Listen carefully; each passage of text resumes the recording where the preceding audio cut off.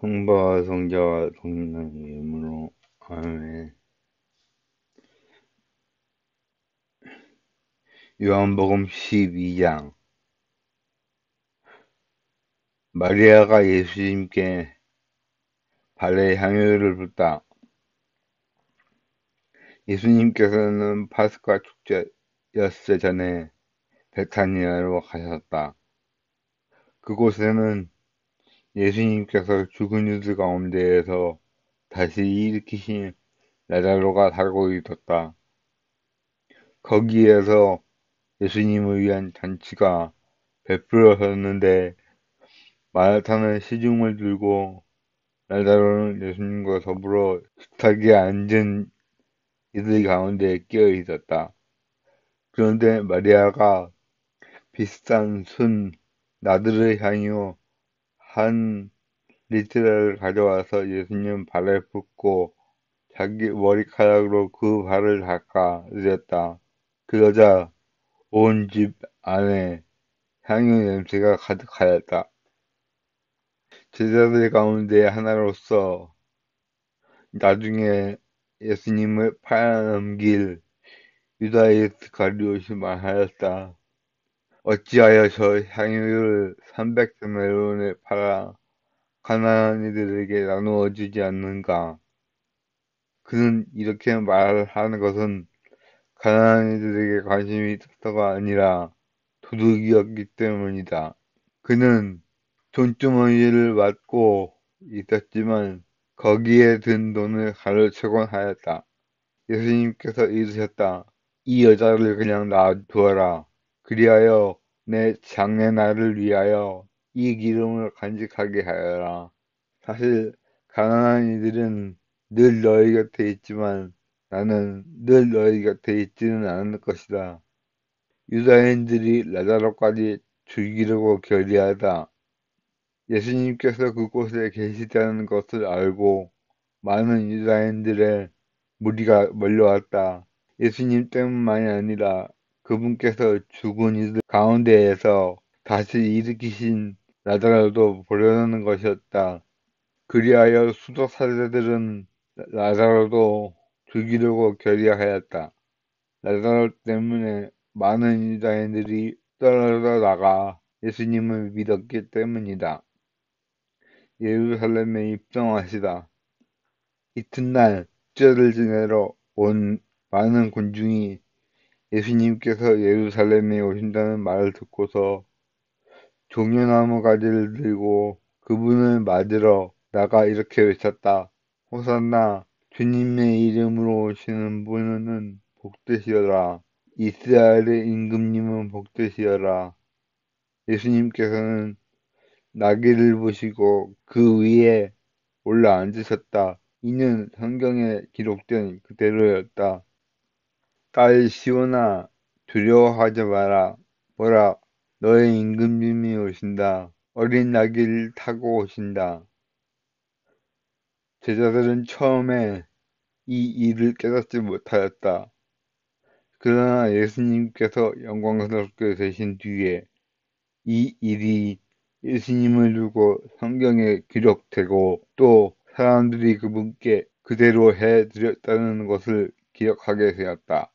그리고 예수님께서 라자로를 무덤에서 불러내시어 죽은 이들 가운데에서 다시 일으키실 때에 그분과 함께 있던 군중이 그 일을 줄곧 증언하였다.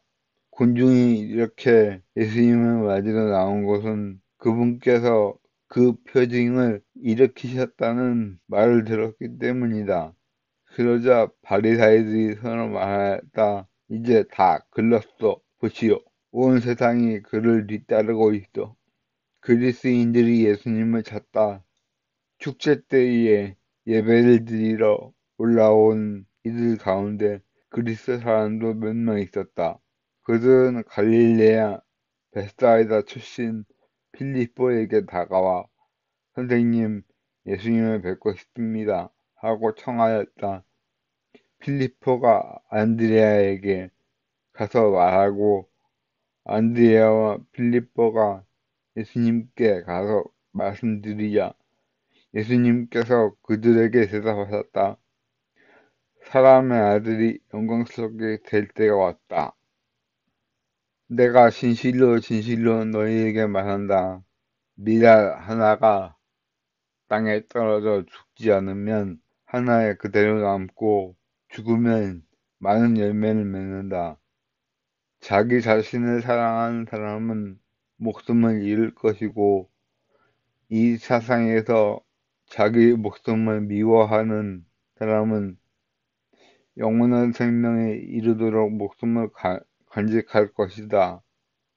누구든지 나를 섬기려면 나를 따라야 한다.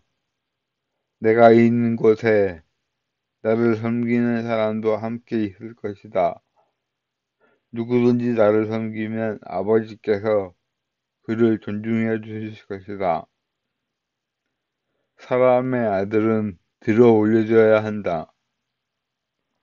이제 제 마음이 살아납니다. 무슨 말씀을 드려야 합니까, 아버지? 이 때를 벗어나게 해 주십시오. 하고 말할까요? 그러나 저는 바로 이 때를 위하여 온 것입니다.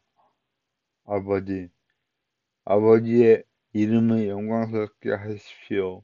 그러자 하늘에서 나는 이미 그것을 영광스럽게 하였고 또 다시 영광스럽게 하겠다는 소리가 들려왔다. 그곳에 서 있다가 이 소리를 들은 군중을 천둥이 울렸다고 하였다. 그러나 천사가 저분에게 말하였다.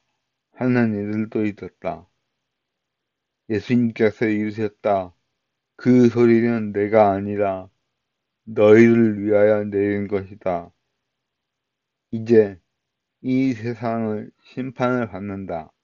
이제 이 세상의 우두머리가 밖으로 쫓겨날 것이다. 나는 땅에서 들어 올려지면 모든 사람이 나에게 이끌려 들릴 것이다.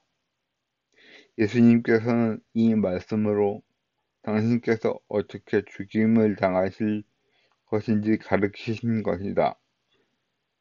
그때의 군중이 예수님께 말하였다. 우리는 율법에서 메시아가 영원히 사실 것이라고 들었는데 어떻게 선생님은 사람의 아들이 들어 올려져야 한다는 말씀입니까? 그 사람의 아들이 누구입니까? 그러자 예수님께서 그들에게 이르셨다. 빛이 너희 가운데 있는 것도 잠시뿐이다. 빛이 너희 곁에 있는 동안에 걸어가거라. 그래서 어둠이 너희를 덮치지 못하게 하여라. 어둠 속에 걸어가는 사람은 자기가 어디로 가는지 모른다. 빛이 너희 곁에 있는 동안에 그 빛을 믿어 빛의 자녀가 되어라. 예수님께서는 이렇게 말씀하시고 나서 그들을 떠나 몸을 숨기셨다. 유대인들의 불신. 예수님께서는 그들 앞에서 그토록 많은 표징을 일으키셨지만 그들은 그분을 믿지 않았다. 이는 이사야 예언자가 한 말이 이루어지려고 그리 된 것이다.